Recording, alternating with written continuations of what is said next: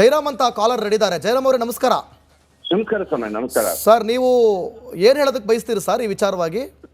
Sir, ನಾನು RTO core committee member ಮತ್ತೆ union leader ಇದ್ದೆ, ಉಪಾಧ್ಯಕ್ಷ ಇದ್ದೆ.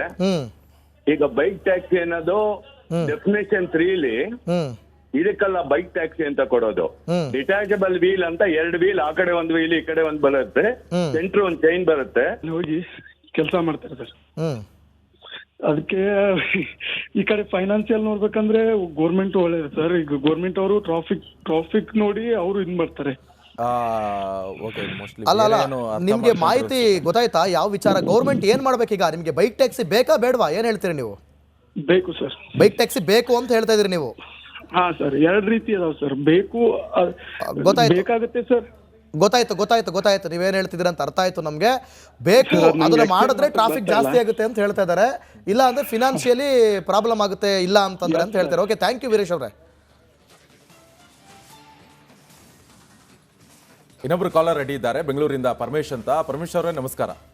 ಸರ್ ನಮಸ್ತೆ ಸರ್. ಈಗ ರಾಜ್ಯದಲ್ಲಿ ಬೈಕ್ ಟ್ಯಾಕ್ಸಿ ಬೇಕಾ ಅಥವಾ ಬೇಡವಾ, ಜೊತೆಗೆ ಸರ್ಕಾರ ಮಾಡಬೇಕಾಗಿರೋದಾದ್ರೂ ಏನು?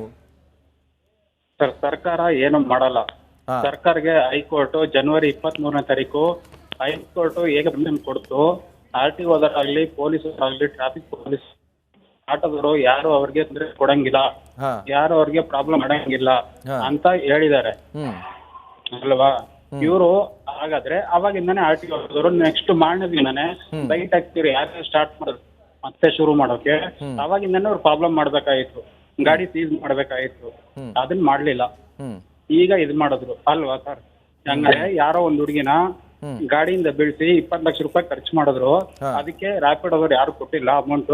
ಆ ಹುಡುಗಿ ಅವ್ರ ಸ್ವಂತ ಹಣದಿಂದ ಹಾಸ್ಪಿಟಲ್ ಖರ್ಚು ನೋಡ್ಕೊಳ್ಸೋನಾಗಿದ್ರೆ, ಈಗ ಮೊನ್ನೆ ಯೂನಿವರ್ಸಿಟಿ ಹತ್ರ, ಬೆಂಗಳೂರು ಯೂನಿವರ್ಸಿಟಿ ಕ್ಯಾಂಪಸ್ ಹತ್ರ ಆಟೋದವರು ಬೈಕ್ ಟ್ಯಾಕ್ಸಿ ಸೇವೆ ಸೇಫ್ಟಿ. ಓಕೆ, ಅವರು ವಾಯ್ಸಲ್ಲೇನೋ ಸಮಸ್ಯೆ ಇದೆ. ಓಕೆ, ಥ್ಯಾಂಕ್ ಯು ಪರಮೇಶ್ವರ್ ಅವರೇ. ಹನುಮಂತೇಗೌಡ ಬೆಂಗಳೂರಿಂದ ಕರೆ ಮಾಡಿ